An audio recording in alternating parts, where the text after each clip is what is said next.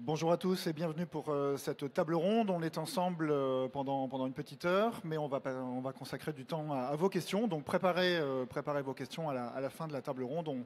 On les prendra avec beaucoup de plaisir. Alors, stock, agencement, expérience client quand l'IA s'invite sur le carrelage. Tel est le thème de cette table ronde. J'ai le plaisir d'accueillir Valérie Piotte, qui est directrice générale d'Altavia Open Lab. Alexandre Rakoto, qui est CEO de l'agence Phosphore, Romain Lacoche, qui est directeur marketing client chez JC Deco, et Arnaud Sieux, qui est cofondateur chez Doud. Alors là, je viens de vous présenter très, très rapidement, mais prenons peut-être une minute ou deux pour que vous nous expliquiez en quoi consiste votre activité. Je commence avec vous. Eh bien, bonjour à tous. Donc, je suis Valérie Piotte. Je suis en charge de l'innovation et de la stratégie IA du groupe Altavia, qui est un groupe de marketing et communication dédié au commerce, présent dans une quarantaine de pays et accompagnant enseignes comme marques dans leur stratégie d'activation commerciale. Alexandre. Bonjour à tous, enchanté. Donc Alexandre Rakoto, je suis le cofondateur de l'agence Phosphore. Phosphore, on crée des expériences immersives, interactives et créatives. Voilà, donc on fait ça depuis 8 ans. On essaye de vraiment transformer le côté expérientiel, donc l'expérience client, mais au sens très large du terme, et l'expérience collaborateur, l'expérience utilisateur, l'expérience shopper. Donc voilà, on va essayer de voir aujourd'hui comment l'IA s'intègre depuis 2 ans dans ces parcours et comment est-ce qu'on vient réenchanter et augmenter l'expérience. Romain. Bonjour, merci pour l'invitation. Romain Lacoche, je suis directeur marketing client pour la France chez JC Deco. JC Deco, vous connaissez sûrement au moins le nom parce que vous avez sûrement attendu un bus sous un abribus qu'on opère dans un certain nombre de villes, notamment à Paris.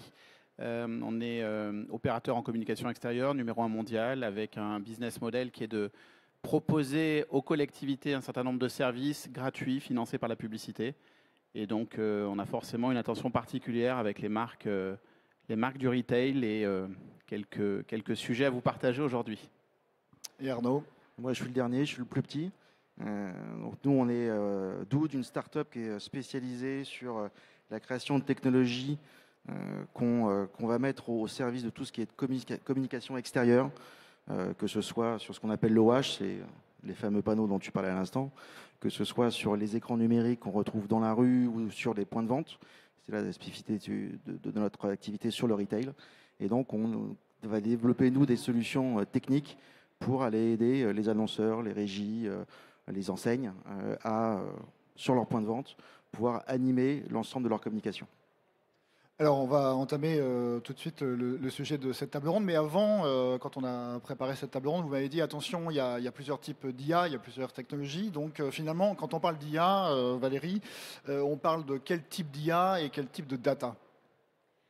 Alors, dans le cas du retail, la majeure partie des applications IA qui ont été déployées à l'échelle, c'est ce qu'on appelle la première génération de l'IA, c'est à savoir le machine learning. C'est-à-dire l'IA qui, à partir de data historisée, va pouvoir prédire le futur selon des modèles statistiques et des algorithmes.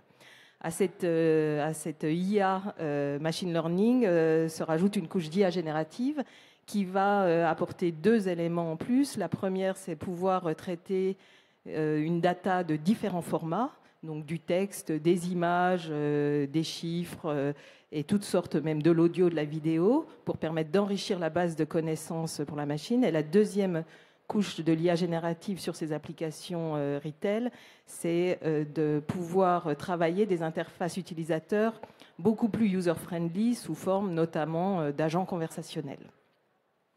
Alexandre, même question. Je suis complètement d'accord avec Valérie, je rejoins parfaitement. Et nous, on va plutôt se concentrer sur tout ce qui est agent conversationnel avec de l'IA générative. Donc comment est-ce que des agents vont pouvoir, grâce à des avatarisations, augmenter l'expérience avec de l'information en plus, avec de la personnalisation. L'objectif est encore une fois de ne pas remplacer l'humain, mais bien au contraire de l'augmenter, de le compléter et de l'accompagner sur les expériences magasins. Voilà, donc sur les typologies d'IA, voilà, on est en phase. Arnaud, Romain. Non, mais sur les UA, donc là, il y a l'école machine learning, et moi je suis plus sur l'école deep learning, qui est une branche un peu spécifique du machine learning, où on est sur des réseaux neuronaux ou qui ont besoin encore plus de data pour derrière pouvoir travailler le modèle.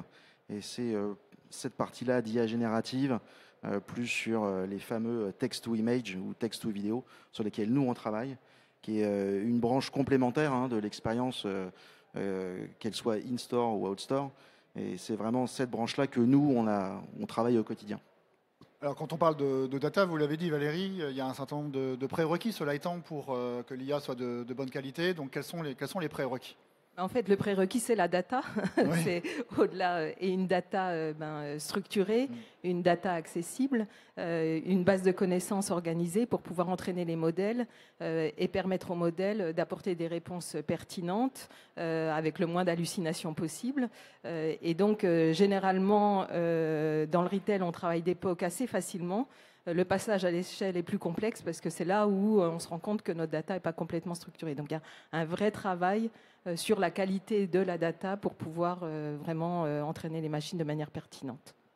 Alexandre, ce travail sur la data, il est fondamental. Disons que le nerf de l'IA, c'est la donnée. Sans data, sans information, l'IA sert à rien, absolument rien.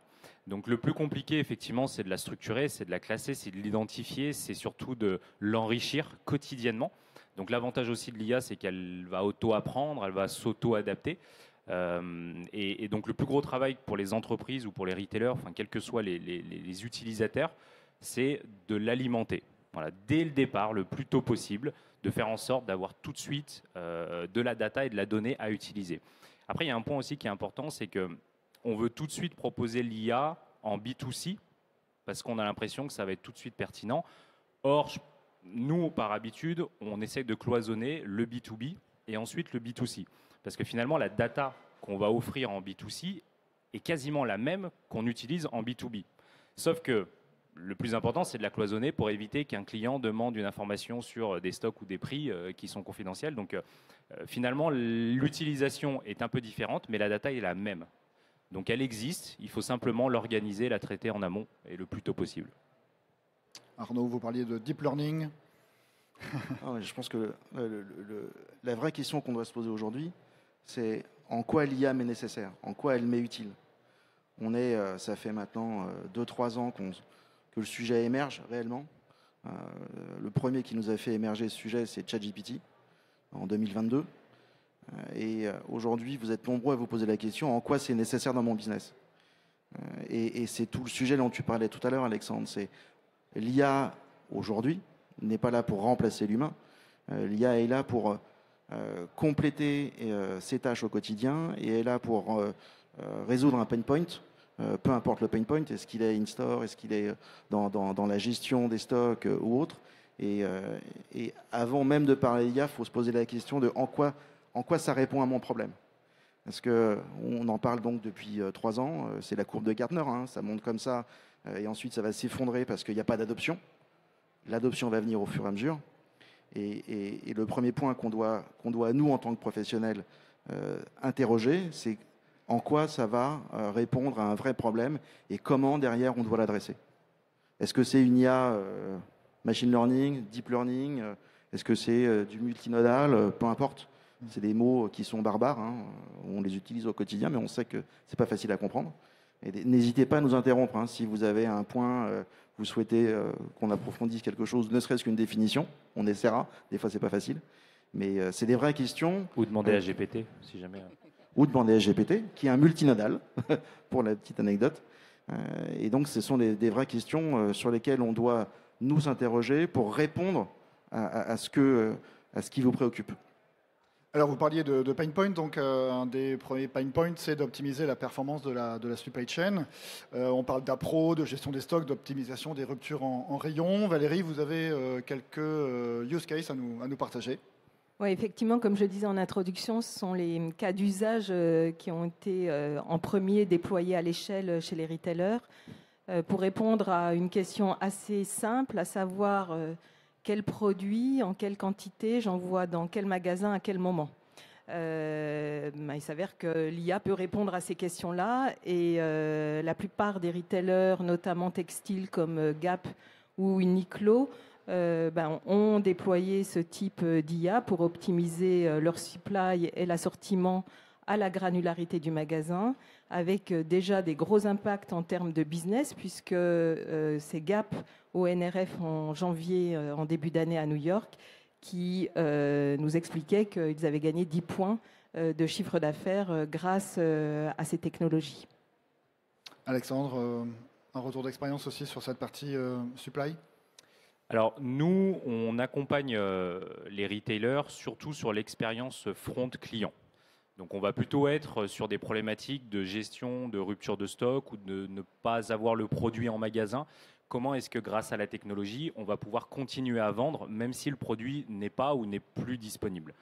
Finalement, l'IA n'a été qu'une amélioration pour amener l'information même si on n'a pas le produit. Donc elle permet d'anticiper les ruptures de stock, elle permet d'anticiper le fait que le produit sera ou ne sera pas disponible ou peut être plus ou moins dédié dans tel ou tel type de magasin.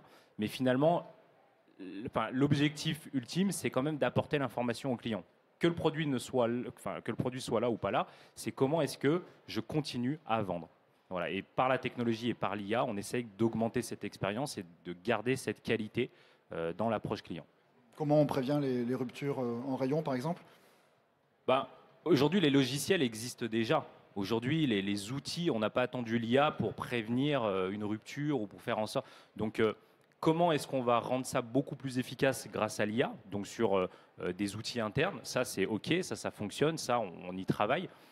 Mais encore une fois, nous, on va être, en tout cas Phosphore, on est beaucoup plus orienté sur le front client. Donc, comment est-ce que l'information, on continue, on garde cette fluidité dans l'expérience, sans pour autant marquer des ruptures ou faire en sorte qu'on a mal géré notre stock, etc.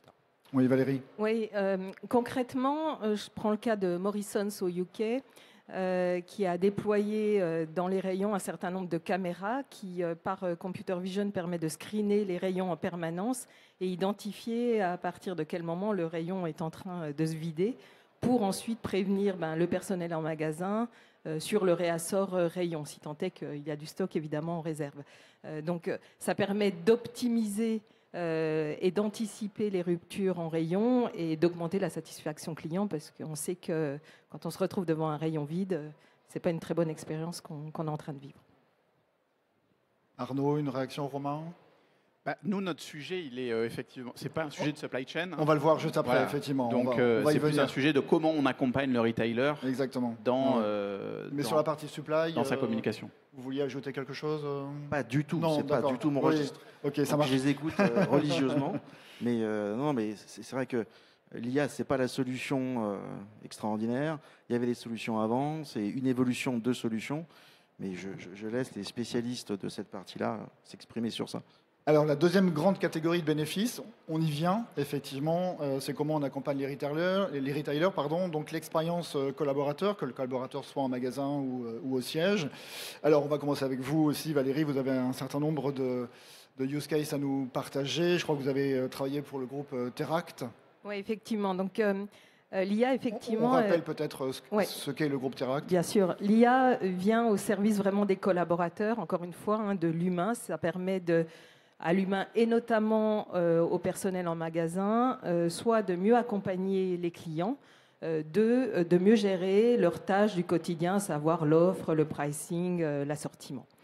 Deux cas concrets. Donc, le groupe Teract, c'est les enseignes Gamme Vert, Jardiland, Maison Delbar, faisait face à une problématique qui est la suivante: une perte d'expertise du végétal de la part de leurs collaborateurs en magasin. Or, vous savez que ces enseignes sont fournisseurs de plantes, de végétaux aux clients, et les clients qui rentrent dans les magasins attendent un conseil. Or, il n'y a plus de formation dans le végétal. Donc, Teract a créé une université, mais le temps de formation est relativement long.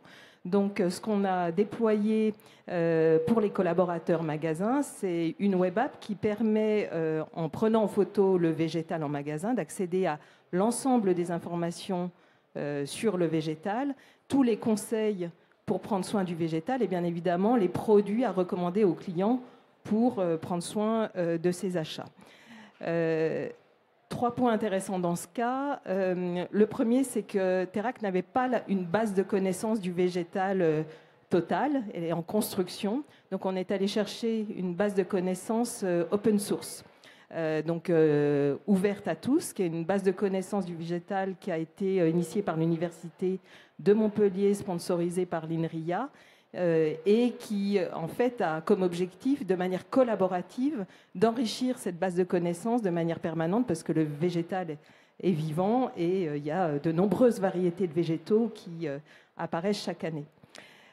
Donc ça, c'est le premier point. Sinon, on n'aurait jamais pu faire cette application. La deuxième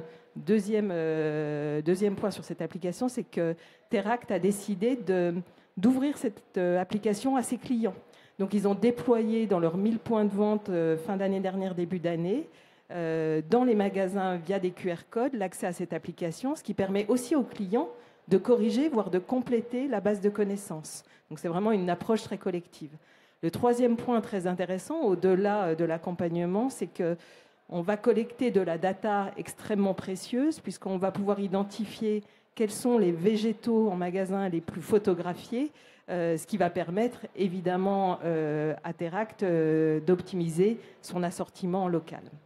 Donc ça, c'est le premier gros cas d'usage, très français, donc très fier. Deuxième cas d'usage un peu plus éloigné, puisqu'on repart aux États-Unis. Il s'avère que le retail américain a un petit cran d'avance sur les cas d'usage IA dans le retail, donc on peut aller s'inspirer des gros retailers américains, notamment de Walmart, qui a annoncé il y a une semaine le lancement de Wally. Wally, c'est l'agent conversationnel qui va accompagner tous les chefs de rayon et également les vendeurs en e-commerce et qui va pouvoir répondre à leurs questions en leur donnant accès à une data de manière extrêmement démocratisée, pas des dashboards dont on ne sait que faire, mais vraiment répondre à leurs questions sur les performances des produits, des conseils pour optimiser le merchandising, ce qui va vraiment les accompagner au quotidien et les aider à mieux travailler de manière plus efficace et sans doute à passer du coup un petit peu plus de temps avec leurs clients. Vous m'aviez parlé également d'IKEA, que vous aviez repéré ce cas d'usage. En fait, c'est un cas d'usage. Toutes les enseignes essayent d'augmenter leurs collaborateurs en magasin en leur donnant accès à de l'information et à de la data de manière la plus facile et accessible possible. Et donc ça vaut effectivement pour IKEA, qui aussi met entre les mains de ses vendeurs l'accès à toutes les informations produits, voire dans certaines enseignes comme Sephora, Sephora donne accès à ses vendeurs à toute l'information client afin d'accompagner de manière très personnalisée les clients en magasin. Alexandre aussi, quelques inputs de votre part? Oui, il y a beaucoup de points intéressants dans ce que Valérie explique. Déjà, le premier, on parle de l'avancée de nos confrères américains, ou on peut prendre l'Asie, peu importe. Déjà, il y a la notion de sécurité, la notion de confidentialité. On sait qu'en Europe et particulièrement en France, c'est ultra cloisonné. Donc forcément, on ne va pas du tout à la même vitesse. On n'est pas armé de la même façon. On n'a pas les mêmes ouvertures au niveau data. Donc j'ai un avis qui est 50-50. Hein, c'est bien et à la fois c'est pas bien, mais voilà, il y a des deux. On revient aussi sur le fait que la data sur Teract, c'est ce qu'on disait tout à l'heure, elle est d'abord utilisée en interne sur de l'usage collaborateur et ensuite ouverte à l'externe sur du B2C. Ce qui est naturellement évident parce que si on aide à augmenter nos collaborateurs, et c'est ce que je disais tout à l'heure, on n'est pas là pour substituer à l'humain, on n'est pas là pour les remplacer, au contraire, on vient les augmenter. Et donc, en leur donnant des outils, en les armant avec l'IA, on va les rendre beaucoup plus performants, beaucoup plus dans l'instant, dans l'immédiateté au niveau de l'information. Et ensuite, c'est le shopper, c'est l'utilisateur final qui sera autonome avec cette data. Donc ça permet de l'anticiper et de la tester. Après, nous, sur les activations qu'on met en place depuis 2 ans, on fait déjà ce premier travail en interne et on teste aussi beaucoup, nos clients, les entreprises testent beaucoup sur de l'éphémère. Donc tout ce qui va être salon, comme on a là aujourd'hui des occasions de présenter des agents. Et nous, on a créé une solution qui est un agent hybride. Donc c'est une solution qu'on a lancée il y a 1 an, notamment avec la SNCF et qui a été même primée par Meta. Donc on a été invité à San Francisco pour... ça a été dans le top 5 des innovations mondiales de l'usage de l'IA. Donc on n'est pas peu fiers. Et c'est un agent hybride qui permet, dans un premier temps, d'accompagner les... je prends le cas de la SNCF, c'est d'accompagner les voyageurs sur des questions toutes bêtes, ou à quelle heure est mon train, où sont les toilettes, où est-ce que je peux trouver à manger. Donc des questions finalement qui sont toujours répétitives, qui sont dans 90% toujours les mêmes. Donc ça, c'est l'IA qui s'en occupe. Et si l'IA n'est pas capable d'apporter la réponse, hop, on switch sur un agent réel, cette fois-ci un humain, donc un agent, une vraie personne. Donc on garde encore ce côté humain et ce contact. La seule chose qui différencie aujourd'hui, c'est que ça va beaucoup plus vite. C'est encore une fois l'immédiateté. On a la réponse et le conseil dans l'instant. Et en plus de ça, l'avantage de notre solution, c'est qu'elle permet de ne pas avoir les ressources humaines forcément sur place. C'est-à-dire qu'on peut avoir des personnes à Paris qui vont interagir en live à Marseille, à Bordeaux, à Toulouse. Donc optimisation de la ressource humaine, optimisation des flux, optimisation de tout ce qu'on veut. Donc voilà, c'est génial. D'accord, donc ce côté hybride, comment il est perçu par les clients? Alors, l'IA, c'est comme GPT. GPT, quand c'est arrivé, le commun des mortels, c'était bizarre. Même d'ailleurs, on met n'importe qui aujourd'hui, vous pouvez aller devant notre stand et essayer l'agent. On vous met devant l'agent, vous allez voir l'agent qui est comme ça, là, qui attend, un agent avatar. C'est pas normal. Donc du coup, personne ne sait quoi lui poser comme question. Donc les premières questions, elles sont un peu bêtes. Et puis après, quand on comprend la mécanique, on commence à rentrer vraiment dans l'usage. Donc quand on a besoin d'une information, et je prends l'exemple de SNCF encore une fois, qui est un vrai use case, parce que moi, ça m'est arrivé à l'étranger. Je cherchais une navette pour aller à l'aéroport. Je peux vous dire que dans le stress, il me restait 30 minutes. Personne pour me répondre, pas un seul agent, pas une seule personne, que des touristes. Eh ben, j'aurais rêvé avoir cet agent qui me dise bah oui, c'est juste là. Ou alors je scanne et je récupère le plan directement sur mon smartphone et je suis redirigé. En Chine, par exemple, à chaque station de métro, il y a un agent virtuel. Et il y a aussi des agents réels, mais il y a des agents virtuels de partout. Voilà, donc la fluidité. Et le côté humain. Je rebondis humain. sur ce que tu dis. Très récemment, tu as les Chinois, alors ça fait un peu peur, mais qui ont lancé un agent proactif dans les aéroports qui, connecté à une caméra, va t'identifier et savoir ta destination. Et sur l'écran est affichée ta porte, la distance et comment tu fais pour te rendre à ta porte. Ça fait un peu peur. Parce que ça, c'est 2-3 problèmes de RGPD pour le déployer en France quand même. En fait, alors c'est marrant parce qu'on était avec l'aéroport de Lyon-Saint-Exupéry, on en parlait.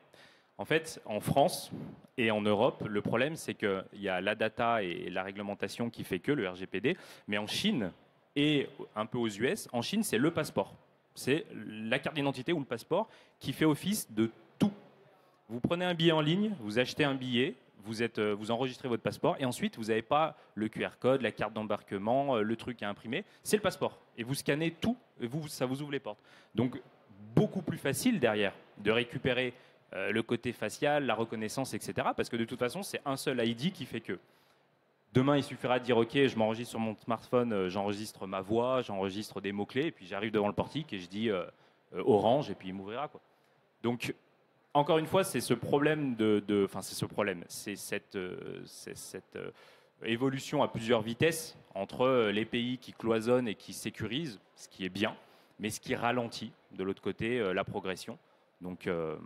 Ouais, mais ce qui est nécessaire, quand tu vois, il y a 48 ou 72 heures, Altman, chez OpenAI, le fondateur d'OpenAI, qui a demandé à Trump, je pense que ça va passer, d'avoir une législation plus souple sur les droits d'auteur, justement pour pouvoir travailler ces données-là. C'est aussi assez inquiétant et heureusement qu'en Europe on a RGPD dont tu parlais à l'instant parce que ça nous protège malgré tout de bon nombre de problèmes. Le risque en revanche c'est qu'on se fasse dépasser par les autres parce que des législations plus strictes versus d'autres pays qui ouvrent un petit peu tout et ceux qui vont tout ouvrir vont davantage alimenter tous ces systèmes, deep ou machine learning, peu importe, et risquent d'avoir un temps d'avance sur nous. Mais le côté positif, c'est que ça protège les droits d'auteur, la vie des citoyens, notre vie privée, etc. Alors, oui, allez-y. Ouais. Non, juste, je voulais préciser que tous ces cas d'usage sont possibles aujourd'hui grâce à cette forte capacité de l'IA générative à comprendre le langage naturel. Et c'est vraiment la révolution. Avant, la machine, c'était du code. Aujourd'hui, on lui parle comme un être humain et elle nous comprend et elle peut nous répondre. D'où les interactions possible et l'application Ouais, c'est beaucoup d'Alexandre. plus fluide. GPT, vous l'utilisez sans doute tous au quotidien. Aujourd'hui, on peut échanger, parler avec lui Ouais, tout à fait. naturellement. Alors revenons à l'expérience collaborateur, l'expérience retailer. Arnaud, Romain, si vous êtes là, c'est parce que vous venez de faire une annonce, vous venez de publier un communiqué de presse juste avant le salon. Merci beaucoup de nous réserver cette annonce. Donc Doud a conçu une solution. Vous allez nous expliquer en quoi consiste cette solution que JC Deco va utiliser. Alors qui veut commencer ? Peut-être pour donner un peu de contexte, nous on est convaincus que l'IA, elle doit être au service de l'expérience client et ça doit permettre de fluidifier, en tout cas, tous les pain points qu'il peut y avoir au moment de la programmation d'une campagne d'affichage. Je m'explique, c'est-à-dire qu'on accompagne les retailers dans leur communication. Ce que viennent chercher les retailers chez nous, c'est de la puissance localisée et la possibilité de déployer sur un territoire une communication, parfois au même moment, mais une communication surtout qui soit la plus professionnelle possible, homogène, qui respecte les codes de marque de l'enseigne et qui soit la même qu'on soit à Strasbourg, à Lille, à Tourcoing ou à Marseille, avec en tout cas une homogénéité sur les visuels qui sont utilisés. Et donc nous, tout l'enjeu, c'est de faciliter tout ce travail pour la marque, pour les franchisés, de manière à ce que tout ça soit le plus fluide, le plus simple et puisse être réalisé par des gens dont ce n'est pas le métier. Voilà, nous c'est ça le sujet. Et effectivement, le travail qu'on fait avec Doud et avec Arnaud, c'est de se doter d'une plateforme qui permet de simplifier tout ça. Et donc, je ne sais pas s'il faut rentrer dans le concret, mais l'idée, c'est de se dire, je suis une marque, je communique chez JC Deco, mes franchisés peuvent acheter des réseaux sur le territoire dont ils ont la responsabilité. Et donc, c'est notamment le cas avec tous les réseaux de franchise. Et notre objectif, notre promesse, c'est de faire en sorte que le directeur ou la directrice marketing qui est dans son bureau au siège, elle soit sereine sur le déploiement de la communication des franchisés. Parce qu'on l'a tous vécu. Vous avez parfois une marque qui donne des guidelines créatives à ses franchisés. Et puis quand vous allez dans le détail, vous apercevez que le logo, ce n'est pas la version 2025, mais c'est la version 2022. Que le rouge, il est rouge, mais il devrait être un petit peu plus orangé. Et que la police de caractère, ce n'est pas forcément la bonne. Donc voilà, tout le travail qu'on fait avec Arnaud et les équipes de Doud, c'est ça. C'est comment est-ce qu'on fluidifie tout ce parcours en amont de la diffusion de la campagne pour que ça soit, 1, rapide, 2, réalisable par des gens dont ce n'est pas le métier, et puis que ça soit moderne dans l'approche. Oui, parce que c'est un vrai problème. Hein. Moi, j'ai vu, quand on a travaillé sur des datasets, j'ai vu les interprétations d'une même enseigne entre un franchisé qui était dans le nord et dans le sud. C'est intéressant, remarquer, à voir l'interprétation de chacun. Mais la créativité a certaines limites quand on est une marque et qu'on a besoin de répondre à une homogénéité un petit peu globale. Chez Altavia, on doit bien le voir aussi. Parce qu'on a quand même aujourd'hui des franchisés qui ont une capacité à aller voir une agence pour faire une communication et l'agence va respecter toute l'identité de marque. Mais il y en a plein d'autres qui n'ont pas cette capacité-là, qui vont faire appel à un freelance, qui vont faire appel à un neveu qui connaît Photoshop. Et là, ça devient n'importe quoi. Et c'est ce sur quoi on a travaillé. On a eu, grâce à vous, un dataset très conséquent qui nous a permis de, derrière, travailler le modèle. Et c'est aujourd'hui fondamental, quand on est une enseigne, de pouvoir se reposer sur une solution qui va permettre de déployer facilement, localement, sans que le central, la direction marketing, ait besoin d'intervenir, parce que c'est aussi, ça c'est un autre problème, c'est qu'on a une direction marketing qui est des fois sollicitée par le réseau, alors que pour produire un support de communication, quel qu'il soit, print, vidéo ou autre, et ils n'ont pas la capacité à y répondre. Quand vous avez 1000 points de vente, 1000 franchisés qui vous appellent en disant tiens, je ferai bien une publication la semaine prochaine, comment vous faites? Et donc, ces directions de marketing ont besoin de se reposer sur des solutions efficaces. Et c'était tout le sens du travail qu'on a fait conjointement. Complètement. Et la solution, elle doit permettre à la fois aux centrales d'être sereins, à la fois aux franchisés de pouvoir faire les choses simplement et vite. Et là, on parle que des guidelines créatives, mais pour aller plus loin, il y a aussi pour nous quelque chose qui est hyper important, c'est d'offrir un cadre d'expression qui soit brand safe pour les marques. Et se dire aussi que ça permet l'IA, elle nous permet de faciliter tout ça et faciliter aussi le fait d'avoir des visuels qui respectent la législation. C'est-à-dire qu'on est dans un cadre aujourd'hui en France qui, quand une marque prend la parole en fonction de son secteur d'activité, il y a un certain nombre de mentions sanitaires qui sont obligatoires. Alors pour les plus néophytes d'entre nous sur le sujet, on connaît tous la mention qu'on a sur le food et notamment sur le manger 5 fruits et légumes par jour, etc. Mais des mentions sanitaires, il y en a toute une série. Quand on touche à l'alcool, il y a aussi d'autres mentions. Et c'est aussi de dire aux marques qui viennent chez nous, bon voilà, on a une solution pour faciliter la diffusion de votre communication et surtout s'assurer que vos messages, ils respectent la réglementation. Alors Arnaud, moi j'aime bien soulever un petit peu le capot quand même. Donc là on est sur l'utilisation de l'IA générative à 100%, c'est ça? Ce sont des moteurs d'IA générative qui interviennent pour accompagner le retailer? On en a plusieurs. Oui. Nous on a fait quelque chose de plutôt simple, c'est que, enfin plutôt simple, si les équipes techniques étaient là, je pense qu'on assassinerait. Mais on a d'un côté un agent dont tu parlais tout à l'heure, qui va être le moteur un petit peu central, qui lui est algorithmique, qui va derrière en fonction du besoin de l'utilisateur, aller activer une IA plutôt qu'une autre.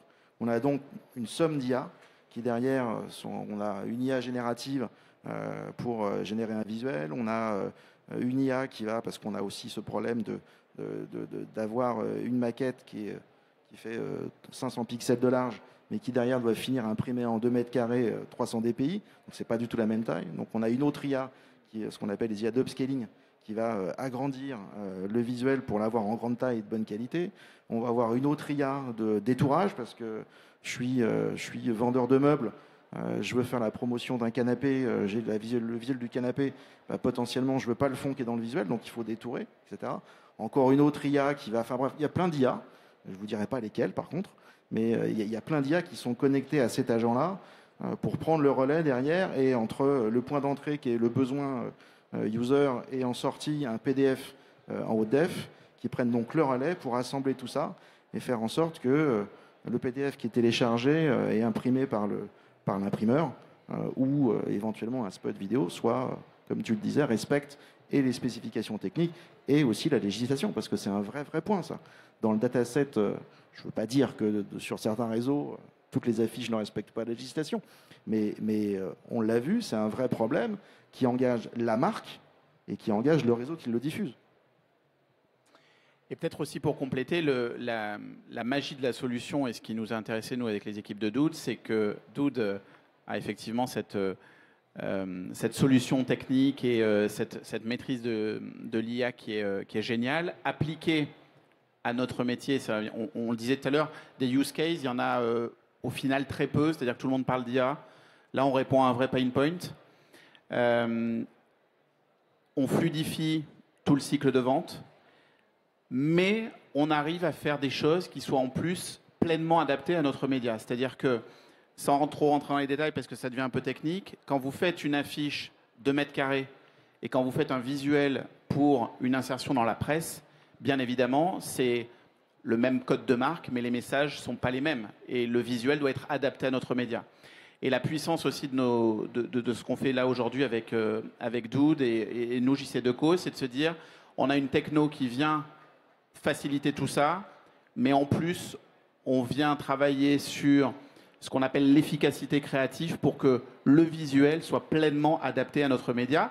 Parce que derrière, le retailer, quand il vient communiquer chez JC2Co, il attend un message impactant, il attend un retour sur investissement et il attend à ce que les clients viennent sur le lieu de vente. Et vous pouvez avoir les meilleurs réseaux sur un territoire. Si le visuel n'est pas adapté aux médias, c'est un pain point. Donc, la somme de tout ça fait qu'on a aujourd'hui voilà, une solution qui est efficace et qui répond à des pain points. Valérie, Alexandre, une réaction? Moi, je trouve ça canon parce qu'effectivement, c'est un vrai pain point, la déclinaison créative des contenus sur chaque point de contact du parcours client, que ça soit online ou offline. Ça prend beaucoup de ressources créatives et c'est pas les ressources qu'on recherche chez un créatif. Le créatif, lui, va apporter l'idée, le concept, toutes les déclinaisons, point de contact par point de contact, magasin par magasin. C'est là où la machine peut vraiment augmenter les équipes de création. Donc, Et ça, c'est valable en France et c'est valable à l'international. Moi, j'ai le souvenir d'avoir vu quelqu'un qui travaillait sur le déploiement international d'une nouvelle campagne pour Mercedes. Ouais. C'était cauchemardesque. Ils avaient je ne sais combien de pays à adresser, avec la localisation du message qui était à faire, avec éventuellement différents visuels en fonction du pays. Ça monopolise des ressources, ça coûte à la marque. C'est énorme. Alors qu'aujourd'hui, l'intérêt de l'IA, on le disait en préambule, c'est pas forcément de remplacer l'humain, hein. L'intérêt de l'IA, c'est de faciliter le travail. Tu le disais à l'instant, et c'est très vrai, en agence, la valeur, elle est dans la création, elle est dans ce que fait le créatif. Elle n'est absolument pas dans l'adaptation locale, pour l'adaptation locale d'une campagne Mercedes pour le Pérou. C'est pas le sujet. Et c'est donc vraiment, c'est à nous de le faire. C'est comment nous qui travaillons dans ce secteur-là, on trouve les bons angles pour améliorer l'humain. Tu parlais de ça tout à l'heure, Alexandre, mais c'est vrai, c'est comment on arrive à améliorer l'humain dans son quotidien, dans sa fonction, pour gagner de la valeur. Juste pour rebondir sur ça, les nouveaux métiers de demain, c'est pas... effectivement, moi, dans l'agence, on a 5-6 créatifs qui réalisent tout ce qui est contenu. Et c'est pour ça que j'avais une question sur les contenus. C'est plutôt statique ou dynamique? C'est les deux? Aujourd'hui, c'est statique. Demain, ça sera dynamique. Ok, parce que justement, c'est là où je pense qu'il va y avoir un vrai défi et je suis ravi de vous rencontrer et de l'entendre. Parce que sur le côté dynamique, ça va être un vrai challenge, je pense. En France, pour l'instant, parce que je suppose que étranger, ça va poser d'autres problématiques de culture, de code, de compréhension, de messages, etc. Mais en tout cas, c'est génial et je pense que l'IA, c'est exactement pour ça. Et dans les métiers de créatif, c'est pas pour remplacer le créatif, mais par contre, ça va être des nouveaux métiers demain. C'est comment apprendre à prompter. Nous, on forme nos équipes à mieux prompter. Parce que l'IA générative permet de faire des trucs incroyables, d'aller beaucoup plus vite, de gagner du temps sur les traductions quand il faut faire des formats en 6-7 langues. Donc, plutôt que de faire ça à des humains, on essaye d'améliorer la façon dont on prompte pour être de plus en plus efficace. Et pour moi, c'est ça les nouveaux métiers de demain. Ok, alors il y a une dernière catégorie de bénéfices, c'est l'optimisation de l'expérience client. Alexandre en a un petit peu parlé aussi, mais voilà, Valérie aussi, quelques retours d'expérience. Oui, alors l'IA pour l'expérience client permet avant tout de personnaliser l'expérience d'achat et donc le parcours d'achat. Donc là, il y a énormément de cas clients à présenter. Je vais en parler de 3. Le premier, c'est quand L'Oréal Paris sort son appli Beauty Genius. C'est pour finalement compenser le fait qu'il n'y a pas de conseiller beauté dans les magasins en GSA pour accompagner le client dans son choix de produit. Et donc, Beauty Genius va permettre à tous les clients de choisir au mieux leurs produits de cosmétiques et beauté avec tous les types associés. Donc ça, c'est un premier cas d'usage. Et évidemment, la beauté de tout cela, c'est que Beauty Genius, on peut s'en servir en magasin, mais également quand on est chez soi. Donc, c'est vraiment aussi la création d'un lien très fort entre la marque L'Oréal Paris et ses clients. Le deuxième cas d'usage qui peut être intéressant, c'est dans les enseignes de restauration, et notamment McDonald's. Vous savez, quand vous commandez aux bornes, les bornes, elles ont évidemment intégré l'IA pour vous pousser des produits complémentaires à ce que vous avez déjà choisi. Donc c'est de l'upsell intelligent, personnalisé, qui fonctionne très bien. Mais McDo va un cran plus loin. C'est aussi aux États-Unis, va utiliser l'IA dans l'expérience client Drive.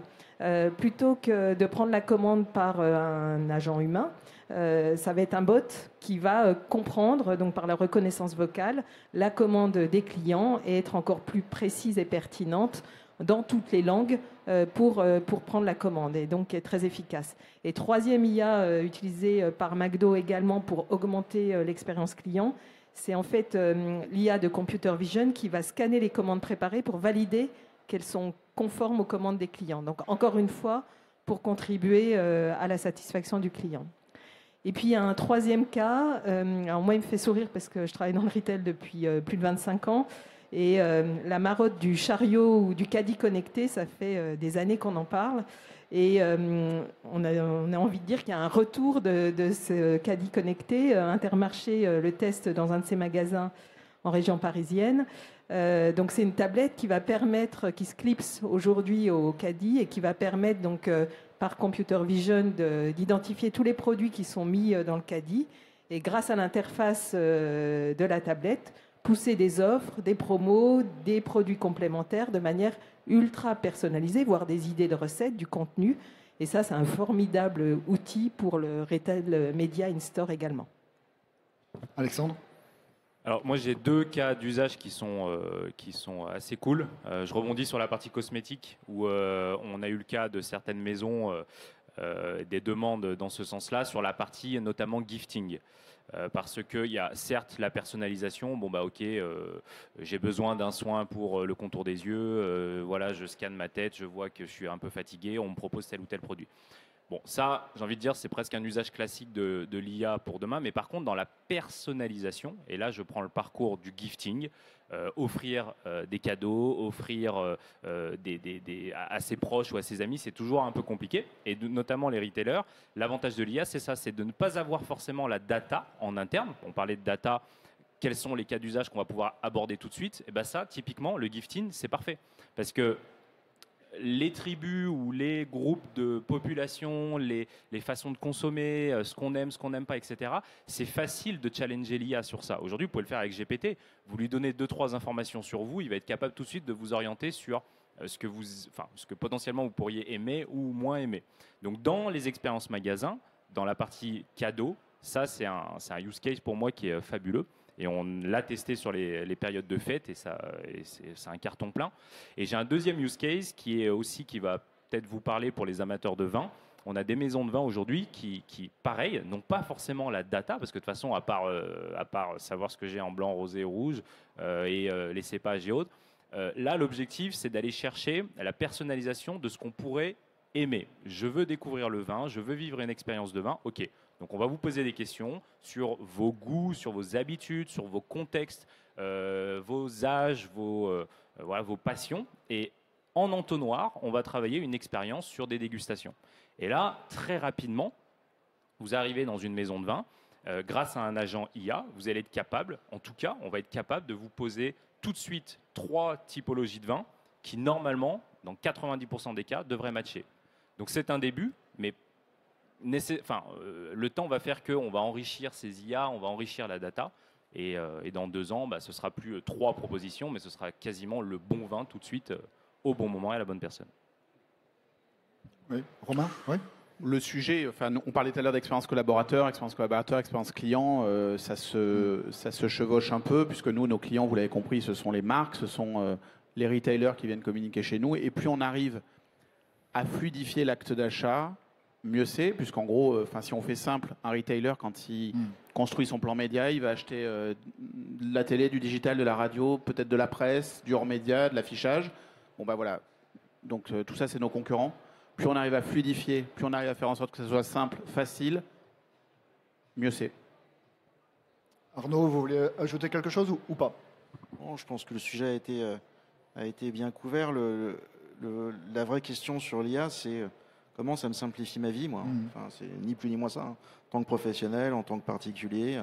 Et comment, derrière, on peut trouver des solutions qui vont aller dans ce sens-là, que ce soit du retail, que ce soit du hors-retail, même si aujourd'hui, on n'est plus sur du retail, forcément. Mais, et à mon échelle, c'est comment, moi, je peux aider des retailers à adopter des prises de parole, que ce soit en affichage, que ce soit en vidéo, qui soient personnalisées, parce que ça, c'est le combat d'aujourd'hui. C'est comment, moi, point de vente à Tourcoing, je peux dire que en avis Google, j'ai 4,5 et que c'est super, que les gens sont contents de venir chez moi, que potentiellement, en tant que franchisé, ça se fait beaucoup, ça, notamment dans l'assurance ou dans l'immobilier. Comment je peux me montrer moi, ma tête, D'ailleurs, une campagne, il y a peu de temps, de Gann Assurance, a fait une campagne nationale avec la totalité d'ailleurs qui a été diffusée chez vous. Hein. Qui a été diffusée chez nous, et j'étais en train de me remémorer la campagne. Je crois qu'il y avait plus de 800 visuels.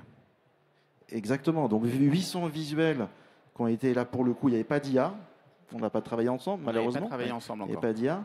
800 visuels travaillés par une agence, gérée derrière par une centaine de commerciaux locaux. Je vous laisse imaginer la charge de travail. Elle est colossale. Alors que demain, vous avez la même idée créative, mais qui est déployée grâce à une IA. Vous gagnez un argent. Je veux bien le prendre, cet argent-là, à la limite. Hein. Ce sera le prix de mon intervention. Très bien. Alors, on va passer aux questions dans le public. Est-ce que vous avez des questions à poser à nos invités? Monsieur, oui, au premier rang. Attendez, monsieur, un micro arrive. Merci, bonjour. Je vais poser la question qui dérange. Combien d'entre vous, parce que j'ai entendu que vous parliez de OpenAI, donc de Meta aussi, éventuellement, donc combien d'entre vous travaillent avec des entreprises françaises, pour le coup, ou européennes plus Au niveau de largement? l'IA, Ouais. Mistral. Mistral, pour le coup, En l'occurrence, ouais. Alors nous, on a une solution, si je réponds à la question, on a une solution qui a été récompensée, notamment parce qu'elle est open source. Donc on est capable d'utiliser un OpenAI, un Convai, un Mistral, n'importe quelle typologie d'IA. Et on essaye en fait d'utiliser un maximum. En fait, c'est pas qu'on essaye, c'est en fonction du use case et du besoin. Il y a des entreprises, on travaille pour l'aéronautique ou pour des sujets institutionnels. La data est sensible, la data est fragile et il faut qu'elle soit sécurisée. Donc on essaye d'en baser un maximum de choses en local. Et quand on ne peut pas, on utilise du cloud et on peut utiliser des solutions françaises qui sont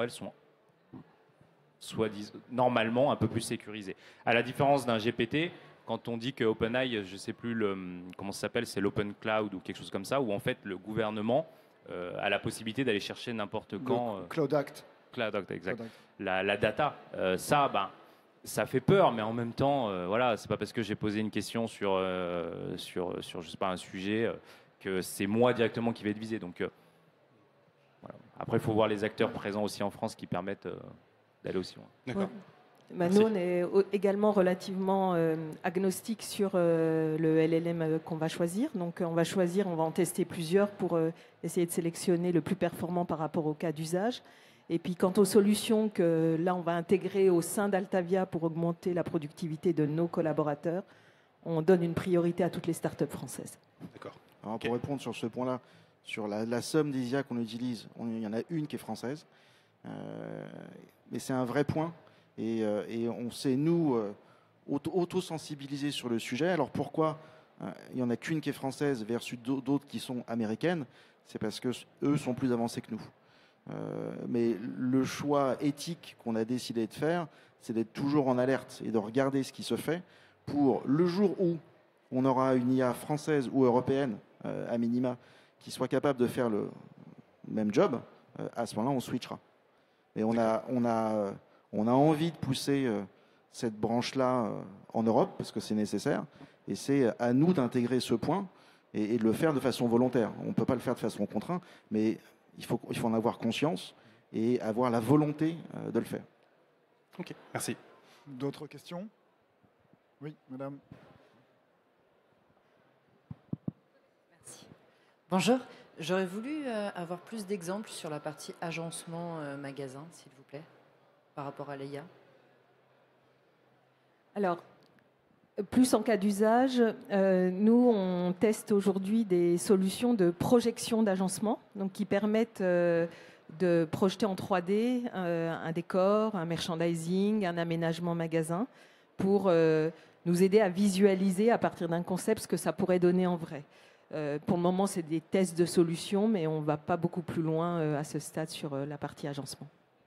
Sachant que, malgré tout, un cas d'usage qui peut être assez intéressant, c'est l'enseigne Loves aux États-Unis, qui est une enseigne de bricolage, qui a créé un double virtuel de chacun de ses magasins, afin de pouvoir donc booster à la data, afin de pouvoir optimiser la performance de chaque magasin et de communiquer ces informations aux collaborateurs in-store, qui, grâce à des casques de réalité augmentée, voient le jumeau virtuel et ça les accompagne dans l'aide à l'optimisation du merge, du category management en magasin. Voilà les seuls cas d'usage aujourd'hui que j'ai pu voir.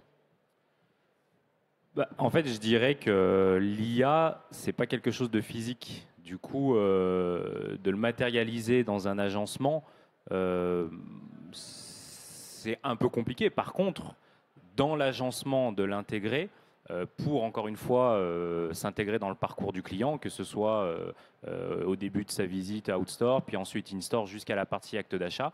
C'est là où, en fait, que l'IA va s'intégrer. C'est pas tant en tout cas, dans le matériel à proprement dit, c'est plutôt dans l'expérience, dans le contenu et dans la facilité à amener encore une fois l'information au shopper. Oui, alors c'est pas tant l'agencement que la conception de merchandising ou d'inspiration créative pour le merchandising. Nous, on a développé chez Altavia pour nos clients un outil de briefing enrichi d'inspiration créative pour tout ce qui est communication magasin, donc tout ce qui est meubles. En fait, en fonction, donc c'est un agent qui va vous interroger et va vous demander quels sont vos objectifs, quelles sont vos contraintes. Et comme la machine est entraînée sur un grand nombre de data, merch, PLV, va générer des inspirations créatives en termes de merch qui seront ensuite retravaillées par des équipes créa et designers experts. Mais néanmoins, ça permet d'accélérer le temps de conception et de se projeter. Une autre question? Oui, bonjour. En fait, j'avais une question concernant l'adoption de ces outils. Donc, au début, vous avez parlé notamment de bases de données et, voilà, qui sont très importantes pour pouvoir par la suite utiliser ce type de système. Mais vous avez rapidement aussi abordé les thèmes de l'adoption. Donc, ce qui m'intéresse en particulier, c'est de comprendre quels sont les freins à l'adoption. Le frein à l'adoption, c'est combien dans la salle utilisent GPT plus de 10 fois par jour? Voilà, tu as la réponse. En fait, le problème, c'est que pour l'instant, ce n'est pas ancré dans les mœurs. Moi, je parle pour le parcours client. Je parle vraiment dans le parcours. Demain, on équipe tous les magasins d'agents ou de solutions ou d'outils IA. Aujourd'hui, personne n'est prêt. En tout cas, dans ce qu'on envoie dans le retail français, ce n'est pas encore prêt. Une fois qu'on vous montre, une fois qu'on montre que ça fait ça, oh ouais, c'est incroyable. Mais en fait, l'accompagnement, il est nécessaire. Encore pour l'instant. Donc c'est pour ça que je pense que l'adoption, c'est un peu trop tôt d'un point de vue user et d'un point de vue retailer, idem. En fait, ils ne savent pas trop où on va, ils ne savent pas trop comment on y va, avec quelle entreprise. On entend tout et son contraire. Juste la notion de sécurité, tout le monde est un peu flippé. Donc voilà, on a aussi une culture où on est quand même dans la précaution. J'essaie de regarder ce que fait un peu mon voisin. Bon, s'il y arrive, ok, j'essaye. Voilà, donc pour moi, c'est juste une question de temps. Le premier frein, il est interne. Hein. Il est interne aux structures, que ce soit des enseignes ou des marques. Hein. Le premier frein, c'est je suis, admettons, une enseigne. Je me pose des questions, merchandising, ou peu importe le sujet. Quel département je vais aller voir en premier? Je vais descendre au rez-de-chaussée, je vais aller voir l'IT, le service informatique. Et là, je vais me retrouver face à un directeur informatique, dire comment ouvrir les données à une société potentiellement américaine, étrangère ou chinoise. Jamais de la vie. Et donc, c'est ça qui freine l'adoption. Alors, c'est un sujet récent. On disait tout à l'heure, OpenAI, ça fait 2 ans qu'on le connaît. Enfin, ça fait plus qu'ils travaillent sur le sujet, mais c'est réellement 2 ans et demi qu'on les connaît. Donc, ça va demander du temps, ça va demander de lever les freins internes, puis ça va demander aussi de se poser les bonnes questions. Pourquoi j'ai besoin d'être dire? En quoi ça va résoudre un problème dans mon business?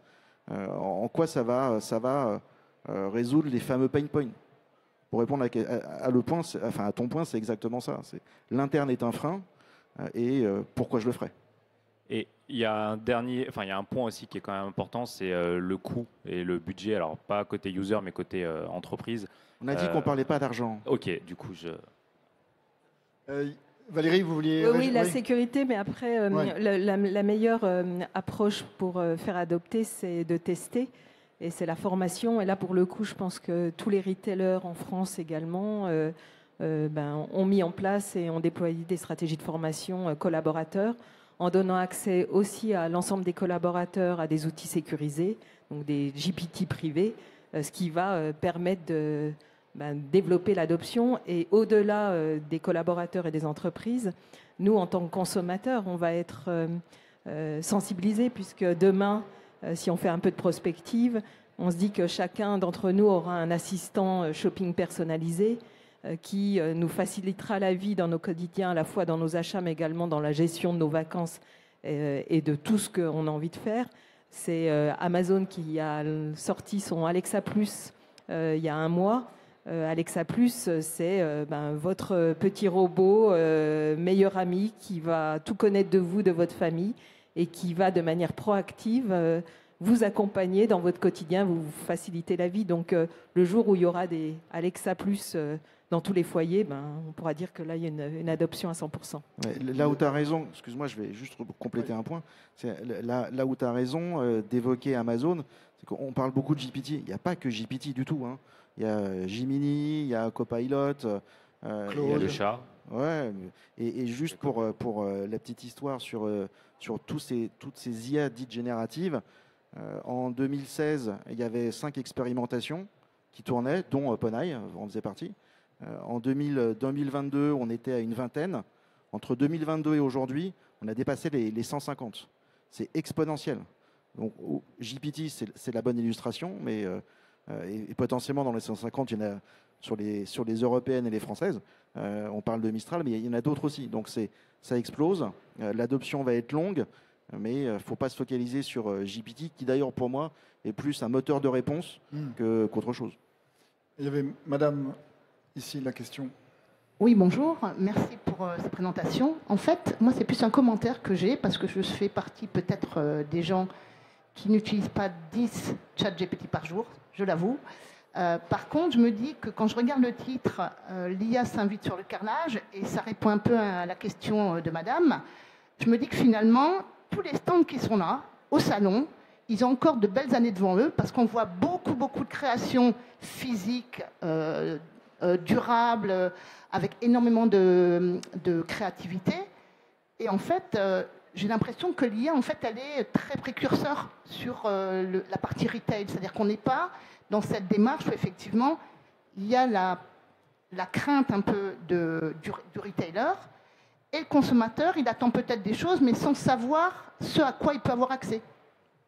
Alors moi je dis que vous avez complètement raison, que ce salon a encore de beaux jours devant lui, et tout ce qu'on voit sur les stands également. Après, ça sera sans doute enrichi de contenus notamment digitalisés. On sait que dans le magasin, il va y avoir de plus en plus de transformations des supports de communication digitaux, que ce soit des écrans, du e-paper, des étiquettes électroniques, pour pouvoir diffuser du contenu hyper personnalisé aux clients lors de son parcours d'achat en magasin. Et le deuxième point, les designers, les experts resteront bien présents. En revanche, ils pourront se faire aider par l'IA qui va, par exemple, leur permettre à un moment donné, à partir d'une base de référentiels matériaux, évaluer ou estimer, par exemple, l'impact carbone d'une structure. Donc là, l'IA va les aider et les accompagner dans leur conception, mais en revanche, ça reste bien un travail d'experts et d'humains que de designer et ensuite de fabriquer, évidemment. Alexandre. On ne vous entend pas, madame. Oui. Allez-y, Alexandre. Mais c'est très juste, et de toute façon, ça ne changera pas. Le physique est nécessaire pour tout. Nous, on s'appelle Phosphore et on a créé l'expérience Figital parce que c'est le physique et le digital. Et la petite histoire quant à l'adoption, Figital, on parlait de Figital en 2016, ça parlait à personne. Et quand la grippe est arrivée ou le Covid est arrivé, on s'est dit waouh, c'est une révélation. Et je pense que demain, on va peut-être réfléchir à s'appeler Figia, parce que physique, digital et IA, pourquoi pas. Mais le physique sera toujours là. En tout cas, on est certain que. Ok. Allez, on a peut-être le temps pour une dernière question. Ok, pas de dernière question. Merci. Oui, là-bas, monsieur. Oui.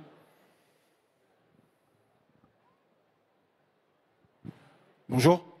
Je voudrais savoir, par rapport à la conjoncture actuelle, où les consommateurs ils ont beaucoup plus de difficultés à déclencher des achats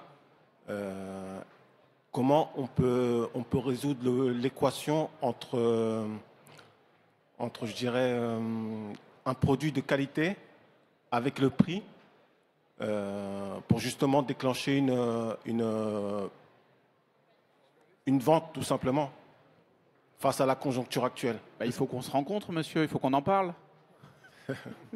On va pouvoir vous aider. Est-ce que l'IA peut aider sur ce plan-là?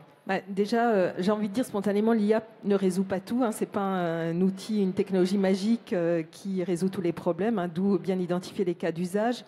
En revanche, définir le bon prix qui va permettre de déclencher l'achat, là, on revient au machine learning qui va, à partir de l'historique des ventes passées, nous permettre d'identifier le meilleur pricing pour un produit afin de déclencher l'achat. Donc, oui, ça peut aider, mais attention, ne mettons pas derrière l'IA une baguette magique qui résout tous les problèmes.